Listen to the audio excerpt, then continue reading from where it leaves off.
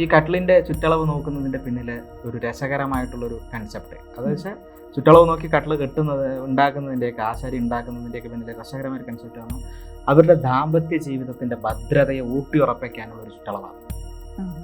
വലിയ റെസ്റ്റോറൻറ്റുകളിൽ വമ്പൻ ഇതിലൊക്കെ നിങ്ങൾ പോയി നോക്കി വലിയ ഡൈനിങ് ടേബിൾ അല്ലെങ്കിൽ ഭക്ഷണം കഴിക്കാനുള്ള തീൻമേശ ഉണ്ടാക്കിയിട്ട് അവിടെ നമുക്ക് കുറേ നേരം ഇരിക്കാൻ തോന്നും.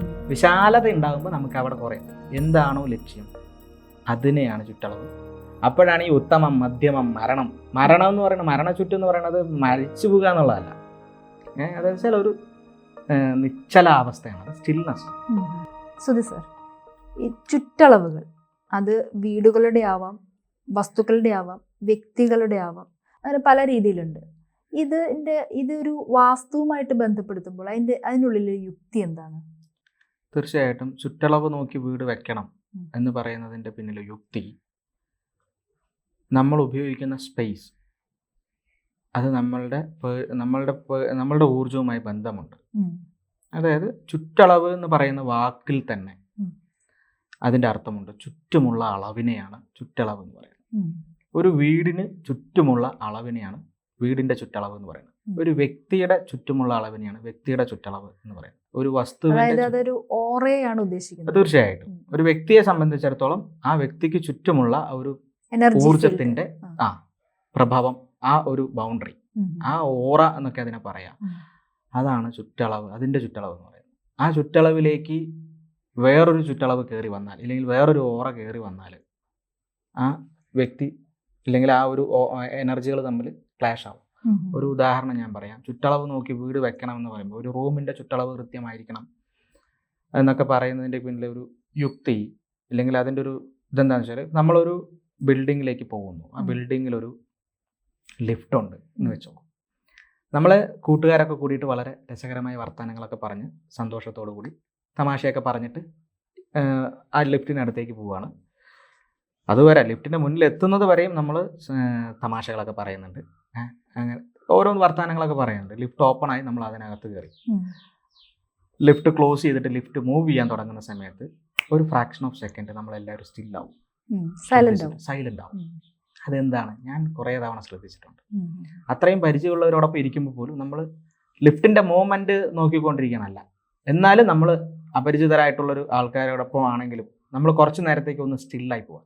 ഇവിടെ എന്താ സംഭവിച്ചാൽ, ഒരു ചെറിയ ചുറ്റളവിനകത്ത് ഒരു ലിഫ്റ്റിൻ്റെ സ്പേസ് ഉണ്ടല്ലോ, അതിനകത്ത് ഒരു 2 പേര് നിൽക്കേണ്ട സ്പേസിൽ ഒരു 5 പേര് കയറി കഴിഞ്ഞാൽ ഇവരുടെ എല്ലാവരുടെയും പേഴ്സണൽ ബൗണ്ടറി പരസ്പരം ബ്രേക്ക് ആയതാണ്. അതായത് അത് സംഭവിക്കും, സ്വാഭാവികമായിട്ട് സംഭവിക്കും.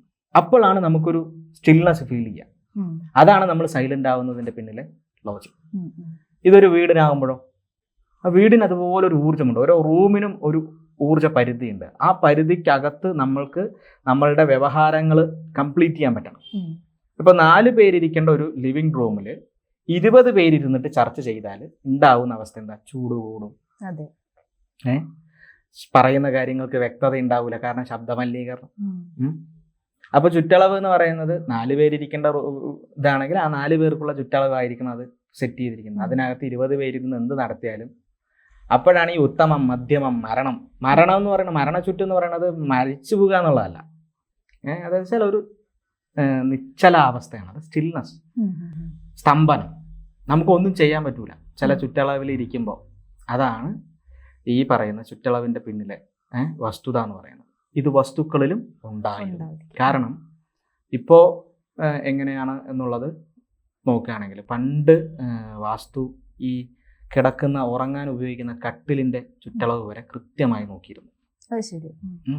ഈ കട്ടിലിൻ്റെ ചുറ്റളവ് നോക്കുന്നതിൻ്റെ പിന്നിലെ ഒരു രസകരമായിട്ടുള്ളൊരു കൺസെപ്റ്റ്, അത് വെച്ചാൽ ചുറ്റളവ് നോക്കി കട്ടിൽ ഉണ്ടാക്കുന്നതിൻ്റെയൊക്കെ ആശാരി ഉണ്ടാക്കുന്നതിൻ്റെയൊക്കെ പിന്നിലെ രസകരമായ കൺസെപ്റ്റ് ആണ് അവരുടെ ദാമ്പത്യ ജീവിതത്തിൻ്റെ ഭദ്രതയെ ഊട്ടിയുറപ്പിക്കാനുള്ളൊരു ചുറ്റളവാണ്.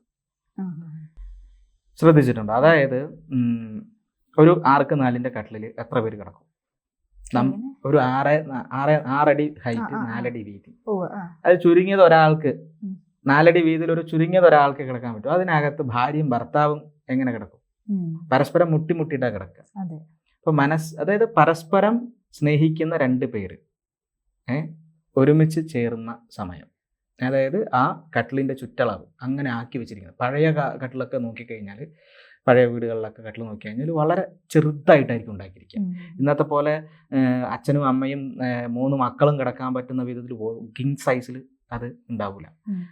അത് വെച്ചാൽ ആ മക്കളൊക്കെ മറ്റു റൂമുകളിൽ കിടക്കും, ഭാര്യയും ഭർത്താവും ഈ റൂമിൽ, ആ രീതിയിൽ. അപ്പോൾ ഇവിടെ എന്താണ് അതിൻ്റെ ഒരു രസകരമായൊരു ഇത് മനസ്സിലാക്കുക വെച്ചാൽ, പ്രേമം വർദ്ധിക്കും. രാവിലെ മുതൽ വൈകുന്നേരം വരെ ഓരോ പ്രശ്നങ്ങൾ, ചിലപ്പോൾ ഭാര്യയോട് തന്നെ പ്രശ്നങ്ങൾ ഉണ്ടെങ്കിൽ പോലും ഭാര്യയും ഭർത്താവും എന്താ പറയുക, എന്തെങ്കിലും പറഞ്ഞ് കലഹമുണ്ടാക്കി അവർ മാനസികമായിട്ട് രാവിലെ ഒരു വിയോജിപ്പ് പ്രകടിപ്പിച്ചിട്ട് ഇരിക്കുകയായിരിക്കും. രാത്രി ഉറങ്ങാൻ വരുമ്പോൾ ഈ കട്ടിലൊന്ന് ചെറുതാക്കി നോക്കുക. ഈ കട്ടിൽ ചെറുതാണെങ്കിൽ ഇവർ പരസ്പരം ഒരുമിച്ചിരിക്കുന്ന സമയത്ത് ആ പ്രശ്നങ്ങൾ സ്വാഭാവികമായിട്ടും ഡൈലൂട്ടായി പോകും. കാരണം വെച്ചാൽ അവളും അവൾക്ക് അവനും ജീവന്റെ പാതിയാണെന്ന് തിരിച്ചറിയുന്ന ഒരു മൊമെന്റ് വരും. റൊമാൻസ് വളരെ ശക്തമാണ്. ആ റൊമാൻസിൽ കൃത്യമായിട്ട് അവരുടെ ഏത് പ്രോബ്ലവും ഡൈലൂട്ടാവും. പിറ്റേ ദിവസം അവർ പുതിയൊരു ജീവിതം അല്ലെങ്കിൽ പുതിയൊരു തലത്തിലേക്ക് ആരെങ്കിലും ഒരാൾ ആ അഭിപ്രായം മറ്റൊരാൾക്ക് വേണ്ടി മാറ്റുകയോ അല്ലെങ്കിൽ വിട്ടുകൊടുക്കുകയോ, ഈ വിട്ടുകൊടുക്കലും ചേർത്ത് പിടിക്കലും ഒക്കെയാണ് ദാമ്പത്യം. അപ്പോൾ ഇത് മനസ്സിലാക്കിയ പൂർവികരായിട്ടുള്ള തച്ചന്മാർ ഒരുപാട് വലിയ കട്ടിലുണ്ടാക്കാതെ ചെറിയ കട്ടിലുണ്ടാക്കിയത്, ആ ചെറിയ ചുറ്റളവിൽ കട്ടിലുണ്ടാക്കിയതിൻ്റെ പിന്നിൽ സൈക്കോളജി അല്ലെങ്കിൽ എന്ന് പറയുന്നത് ഇതാണ്. കാരണം ദാമ്പത്യ ജീവിതത്തിന്റെ ഭദ്രത. ജ്യോതിഷനും ആശാരിയും വാസ്തുശാസ്ത്രജ്ഞനും ഒക്കെ ഒരു തരത്തിലല്ലേ മറ്റൊരു തരത്തിൽ ശാസ്ത്രജ്ഞന്മാരാണ്. തീർച്ചയായിട്ടും സയന്റിസ്റ്റുകൾ, അതാണല്ലോ സയന്റിസ്റ്റുകൾ തന്നെയാണ്. കാരണം ഞാൻ പറഞ്ഞല്ലോ, ജീവന്റെ സ്വസ്ഥതയ്ക്ക് എന്തൊക്കെയാണ് വേണ്ടത് അതിനെക്കുറിച്ച് ചിന്തിച്ചവരാണ് വാസ്തുകാരന്മാർ. അപ്പോൾ ഒരു ഗൃഹസ്ഥാശ്രമി ഒരു വീട് കെട്ടുമ്പോൾ ആ ഗൃഹസ്ഥാശ്രമിയുടെ വീട്ടിലെ ജീവിതം സമ്പൂർണ്ണമായിരിക്കണം. സുഖകരമായ ദാമ്പത്യം, ആരോഗ്യമുള്ള ശരീരം, സന്തോഷമുള്ള മക്കള്, സന്തോഷമുള്ള ചുറ്റുപാട്. അപ്പോൾ ആ ഗൃഹസ്ഥാശ്രമിക്ക് അനുകൂലമായ ഊർജങ്ങളെ ഉപയോഗപ്പെടുത്തുന്ന രീതിയിലുള്ള നിയമനിർമ്മാണങ്ങളാണ് വാസ്തുകാരൻ അവിടെ ചെയ്യുക. പക്ഷെ ഒരു സന്യാസി വീട് കെട്ടണം എന്ന് പറഞ്ഞ് വാസ്തുകാരൻ്റെ അടുത്ത് വന്നു കഴിഞ്ഞാൽ സന്യാസിക്ക് എന്താ വേണ്ടത്? അയാൾക്ക് സർവവും ത്യജിച്ച അല്ലെങ്കിൽ സർവവും ത്യാഗം ചെയ്യുന്ന ഒരു മനോഭാവം, എല്ലാം ഭഗവാൻ എന്ന് പറയുന്നിരിക്കുന്ന ഒരാളാണ്. അപ്പം അയാൾക്ക് ആത്മീയ ശാന്തി അല്ലെങ്കിൽ മാനസികമായിട്ടുള്ളൊരു സ്വസ്ഥതയാണ് വേണ്ടതെങ്കിൽ അയാൾക്ക് അതിനുള്ള വാസ്തുവാണ് നമ്മൾ ക്ലിയർ ചെയ്യുക. അപ്പോൾ ഇവിടെ കൂടുതലും ഗൃഹസ്ഥാശ്രമികൾക്ക് വേണ്ടിയിട്ട് നമ്മൾ വീടാണ് നമ്മൾ കൺസ്ട്രക്ട് ചെയ്യണം ഇല്ലെങ്കിൽ വാസ്തു നോക്കുന്നതെങ്കിൽ അവിടെ ശക്തമായിട്ടുള്ള ദാമ്പത്യ ഐക്യത്തിന് വേണ്ടിയിട്ടുള്ള വാസ്തു ഇമ്പോർട്ടൻ്റ് ആയിട്ട് നോക്കണം. അതാണ് ഈ മാസ്റ്റർ ബെഡ്റൂം എന്നൊക്കെ പറഞ്ഞിട്ടുള്ള കൺസെപ്റ്റിൽ നമ്മൾ ഇങ്ങനെയുള്ള കുറേ ടിപ്സുകൾ നമ്മൾ അതിൽ കൊടുക്കാറുണ്ട് ഇവരുടെ പ്രേമം വർദ്ധിപ്പിക്കാൻ വേണ്ടിയിട്ട്. അതിലൊരു ഇതാണ് ചുറ്റളവ് നോക്കി റൂം കെട്ടുന്നതിനോടൊപ്പം തന്നെ ചുറ്റളവ് നോക്കിയിട്ട് ഈ പറയുന്ന വസ്തുക്കളൊക്കെ ഉണ്ടാക്കുന്നത്. ഡൈനിങ് ഹാള്, അതിലെ ഡൈനിങ് ഹാളിലെ ഡൈനിങ് ടേബിള്, ഇതൊക്കെ ചുറ്റളവ് നോക്കും. കാരണം വിശാലമായ ഒരു ഡൈനിങ് ടേബിളിൽ ഭക്ഷണം കഴിക്കാനിരുന്നാൽ നിങ്ങൾ കഴിച്ചുകൊണ്ടേയിരിക്കും. ഹോട്ടലുകളിലൊക്കെ ഉണ്ടോ? നല്ല ഒരു ബിസിനസ് അറിയുന്ന ഒരു ഹോട്ടലിൽ നിങ്ങൾ കയറി കഴിഞ്ഞാൽ ചെറിയ ചെറിയ ഡൈനിങ് ടേബിൾ ഇട്ടിട്ടുണ്ടാവും ചില ഹോട്ടലുകളിൽ. എന്ന് വെച്ചാൽ അധിക സമയം ഇരുന്ന് കഴിക്കാൻ അനുവദിക്കില്ല അവർ. വലിയ റെസ്റ്റോറൻറ്റുകളിൽ വമ്പൻ ഇതിലൊക്കെ നിങ്ങൾ പോയി നോക്കി വലിയ ഡൈനിങ് ടേബിൾ അല്ലെങ്കിൽ ഭക്ഷണം കഴിക്കാനുള്ള തീന്മേശ ഉണ്ടാക്കിയിട്ട് അവിടെ നമുക്ക് കുറേ നേരം ഇരിക്കാൻ തോന്നും. വിശാലത ഉണ്ടാകുമ്പോൾ നമുക്ക് അവിടെ കുറേ എന്താണോ ലക്ഷ്യം അതിനെയാണ് ചുറ്റളവ് നോക്കുന്നത്. അത് നോക്കേണ്ടതാണ്. നമ്മൾ ലക്ഷ്യം വയ്ക്കുന്നത് എന്താണ്? ആ ബെഡ്റൂമിലാണെങ്കിൽ കട്ടിലിന്റെ ചുറ്റളവ് നോക്കണം. എന്താണ്? അവിടെ ദാമ്പത്യ ഭദ്രത ഉണ്ടാവും. ഭക്ഷണം കഴിക്കുന്ന അവിടെ ഡൈനിങ് ടേബിളിന്റെ ചുറ്റളവ് എന്തിനാ നോക്കണം? അവിടെ ഭക്ഷണം കഴിക്കുക എന്നുള്ളത് മാത്രമാണ് ലക്ഷ്യം. അപ്പോൾ വേഗം ഭക്ഷണം കഴിച്ചിട്ട് ഇറങ്ങി വരാനുള്ള മാനസികാവസ്ഥ ഉണ്ടാക്കും. കക്കൂസിന്റെ ചുറ്റളവ് നോക്കാം. എന്താ? കക്കൂസിന്റെ ഉള്ളിൽ വിശാലത കൂടിക്കഴിഞ്ഞാൽ വിശാലമായി എത്ര നേരം കുളിക്കും? അത് അയാളുടെ സമയത്തെ വേസ്റ്റാക്കും, ജീവിതത്തെ ബുദ്ധിമുട്ടാക്കും. അപ്പോൾ ഓരോന്നിനും അതിൻ്റെതായിട്ടുള്ള, അപ്പോൾ ഒരു പൂജാ റൂമിൽ കിടന്നുറങ്ങാൻ പാകത്തിൽ അളവ് കൊടുത്താലോ? പൂജാ റൂമിൽ ഇരിക്കേണ്ട വാസ്തു നോക്കിയാൽ, അതായത് ഇരുന്ന് പ്രാർത്ഥിക്കേണ്ട വാസ്തു നോക്കിയാൽ മനസ്സിലായി. അപ്പോൾ ഒരു വീടിന്റെ ചുറ്റളവ്, ഒരു വ്യക്തിയുടെ ചുറ്റളവ്, വസ്തുക്കളുടെ ചുറ്റളവ്, അതെല്ലാം നമ്മളുടെ ഇത്തരത്തിലുള്ള ആക്ടിവിറ്റികളെ ഭദ്രമാക്കാൻ വേണ്ടിയിട്ട് അല്ലെങ്കിൽ സുഖകരമാക്കാൻ വേണ്ടിയിട്ടാണ് തച്ചുശാസ്ത്രം എന്ന് പറയുന്ന ഒരു വിധി. ആശാരിയുടെ കണക്കാണത്. മരങ്ങൾ, പെരപ്പണി, അങ്ങനെയുള്ള കാര്യങ്ങളെല്ലാം ചെയ്യുന്ന സമയത്ത്, മേൽക്കൂര മേയുന്ന സമയത്തൊക്കെ അത് മരത്തിന്റെ വിനിയോഗം ക്രമീകരിക്കാൻ വേണ്ടിയിട്ടാണ് ആ അളവുകളും ചിട്ടപ്പെടുത്തിയിരിക്കുന്നത് കേട്ടോ. അപ്പോൾ വീടിന്റെ ചുറ്റളവിന് ഇതാണ് അതിന്റെ പിന്നിലെ ലോജിക്.